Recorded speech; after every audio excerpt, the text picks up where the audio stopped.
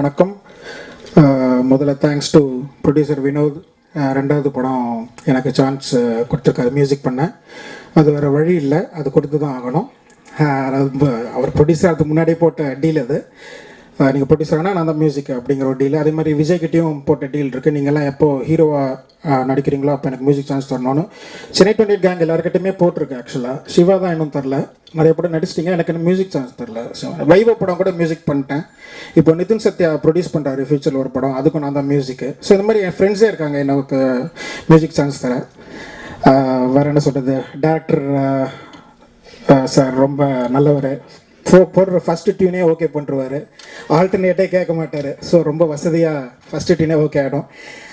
அப்புறம் இந்த இசை இலவல் பற்றி நான் சொல்லி ஆகணும். அது என்னன்னா அது ஒரு பெரிய கதை.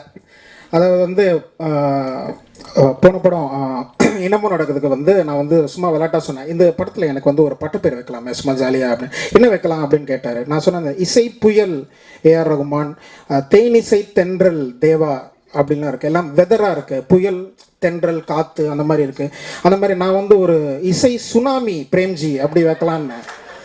ஏங்க நீங்களே உங்களை காமெடி பண்ணுறீங்க, அதெல்லாம் வேணாம். உங்களுக்கு நீங்கள் நல்லா தான் மியூசிக் போடுறீங்க, உங்களுக்கு நல்ல பேர் நான் வச்சு தரேன்னு சொல்லிட்டு அவர் தான் இசை இலவல்னு வச்சார்.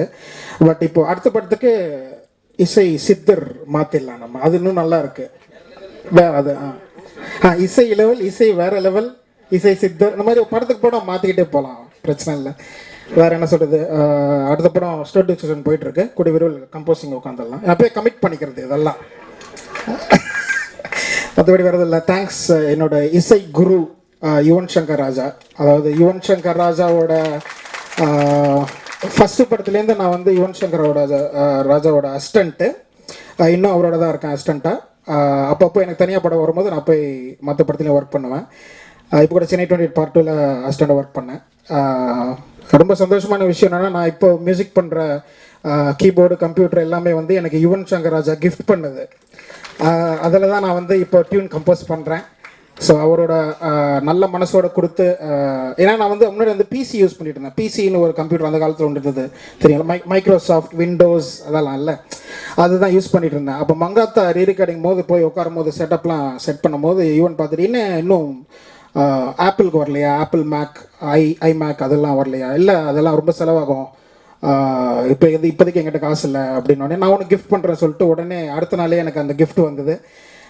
இன்னும் அதை தான் யூஸ் பண்ணுறேன். இப்போ புது மேக் ஒன்று வந்திருக்கு, அதுவும் பார்த்து பண்ணால் நல்லாயிருக்கும். இப்போ மேக் டவர் ஒன்று பிளாக் கலரில் பார்த்தேன், அந்த வித் ஆல் ஆடியோ இன்ஸ்ட்ருமெண்ட்ஸ் போட்டு கொடுத்தா நானும் டியூனோட இன்னும் நான் வருது. நல்ல டியூன் போட்டேன்னு சொன்னீங்கல்ல, எங்கேருந்து சுட்டேன் எல்லாருக்குமே உண்மை தெரியும். நான் எப்போ எங்கேருந்து சுடுறதா இருந்தாலும் எங்கள் பெரியப்பா கிட்டேருந்து மட்டும்தான் சுடுவேன், வேறு யாருக்கிட்டேருந்து சுடுறதில்லை. ஏன்னா அது எங்களோட சொத்து, எங்களுக்கு மட்டும்தான் உரிமை இருக்குது, வேறு யாருக்கும் இல்லை.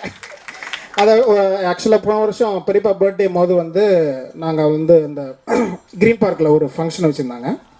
அப்போது ஆளுக்கு போயிட்டு ஒரு கேள்வி கேட்கலாம் பெரியப்பாவை பர்த்டே அன்னைக்கு. அப்போ கார்த்திக் ராஜ் என்ன பண்ணிட்டாரு, பிரேம் கேட்கணும், பிரேம் என்ன பிடிச்சி இழுத்து விட்டார். அப்போ நான் பெரியப்பா கிட்ட கேட்டேன், இந்த மாதிரி நீங்கள் அந்த காலத்தில் நிறைய படம் டெய்லி 10 படம் கம்போசிங்லாம் பண்ணி ஆடியோ கேசட்டில் டியூன்லாம் ரெக்கார்ட் பண்ணி வச்சுருப்பீங்க, அதெல்லாம் பிரசாத் ஸ்டுடியோவில் எங்கே இருக்குதுன்னு சொன்னீங்கன்னா அந்த ரிஜெக்ட் ஆன டியூன்ஸ்லாம் அதெல்லாம் நான் எடுத்து நானும் ஒரு பெரிய மியூசிக் டைரக்டர் ஆகிடுவேன் அப்படின்னு நான் சொன்னோன்னே பெரியப்பா அப்போ நீ இப்போ என்ன நீ காப்பி அடிக்கிறது இல்லை அப்படின்னாரு. இல்லை நான் உங்களை காப்பி அடிச்சு தான் மியூசிக்கே பண்ணிகிட்ருக்கேன். அப்போ நீ மட்டும்தான் எனக்கு காப்பி அடிக்கிறேன்? இல்லை எல்லா மியூசிக் டேரக்டரும் காப்பி அடிக்கிறாங்க, மற்றவங்க வெளியில் சொல்கிறது இல்லை, நான் வெளியில் சொல்லுவேன், அவ்வளோதான். ஓகே சரி, இப்போ புதுசாக என்ன டியூன் காப்பி அடித்து போட்டிருக்க பாடு அப்படின்னாரு. அப்போ தான் இப்போ நீங்கள் பார்த்த பாட்டு பாடி காமிச்சேன்.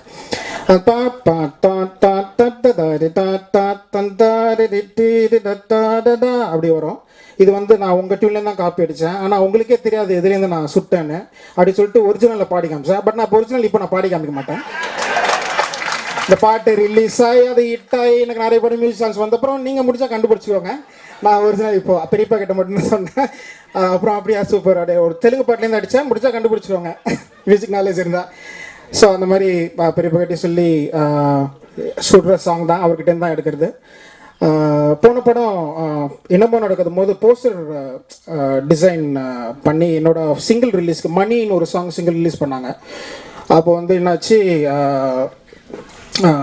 டேரக்டர் வந்து கம்போசிங் போது வந்து நல்ல உங்கள் பெரியப்பா மாதிரி இசைஞானி மாதிரி டியூன் போடுங்க அப்படின்னாரு. அவர் மாதிரி டியூன்லாம் போட முடியாது, அவர் மாதிரி வேணால் ட்ரெஸ்ஸு வேணால் போட்டு ஃபோட்டோக்கு போஸ்ட் தரலாம் சொல்லிட்டு அவர் மாதிரி ஒயிட் ஜிப்பாக போட்டு அந்த கழுத்தில் ருத்ராட்ச மாலை, நெத்தியில் குங்குமம் வச்சுருப்பாரு, ஹார்மோனி பெட்டி. ஏன்னா இப்போ எந்த மியூசிக் டேரக்டரும் ஹார்மோனி பெட்டியோடு இல்லை, எல்லோரும் கீபோர்டு கிட்டாரோட தான் இருப்பாங்க. ஸோ எனக்கு அந்த மாதிரி எடுக்கணும் அப்படின்னு சொல்லிட்டு ஃபோட்டோ ஷூட் போது அப்படி தான் எடுத்தேன். அப்படியே யோசிக்கிற மாதிரி பெரியப்பா தானண்ணா அப்படின்னு யோசிக்கிற மாதிரி அந்த பெரியப்பா ஸ்டைலில் அந்த வெள்ளை ஜிப்பால் தான் வந்து ஃபோட்டோ ஷூட்லாம் எடுத்து அதை என்ன பண்ணிட்டாங்க, அந்த சிங்கிள் ரிலீஸ் போது எல்லா இடத்துலையும் ஒட்டியிருந்தாங்க. அந்த பெரியப்பா வீட்டு வாசல்லையும் அவர் போகிற டெய்லி போகிற பிரசாத் ஸ்டுடியோ வாசல்லையும் ஒட்டிட்டாங்க. பெரிய போஸ் வேறு, அதில் நான் இப்போ நல்லா அப்படின்னு உட்காந்துருக்கேன் போஸு. அவர் அதை பார்த்துட்டாரு. அப்புறம் வந்து என்னாச்சு, சும்மா இவனை பார்க்கலான்னு வீட்டுக்கு போயிருந்தபோது கேட்டார், ஏன்டா என்ன கிண்டல் பண்ணுற அப்படின்னு கேட்டார். இல்லை அப்படி இல்லை, ஒன்றும் இல்லை, இல்லை ஏதோ ஜிப்பாவோட இதில் பார்த்தா கழுத்தில் ருதாசமெல்லாம் ஹார்மோனி பெட்டி, எந்த மியூசிக் டேரக்டராக இருக்கான் இப்போ இந்த மாதிரி, ஏன்டா என்ன கிண்டல் பண்ணுறேன். இல்லை டேரக்டர் உங்களை மாதிரி டியூன் போட சொன்னார். நான் சொன்னேன் உங்களை மாதிரி டியூன் போட முடியாது, உங்களை மாதிரி ட்ரெஸ் ஒன்று போட்டுக்கா அப்படி சொல்லிட்டு ட்ரெஸ் போட்டு காமிச்சேன். அது மாதிரி இப்போ நடந்தது அப்போது. ஸோ ஒன்றும் இல்லை சொல்கிறதுக்கு. ஸோ நான் சுட்டேன் அங்கேருந்து தான் சுடுவேன், வேறு மற்றபடி வேறு எங்கேயும் சுட மாட்டேன். யுவன் சங்கர் ராஜகிட்டேருந்து சுடுவேன், ஏன்னா ஃபேமிலி இல்லை. So thank you Yuvan, thanks Chennai 28 team, எல்லாருக்கும் தேங்க்ஸ். அண்ட் நைட்டு பார்ட்டியில் சந்திப்போம். தேங்க்யூ.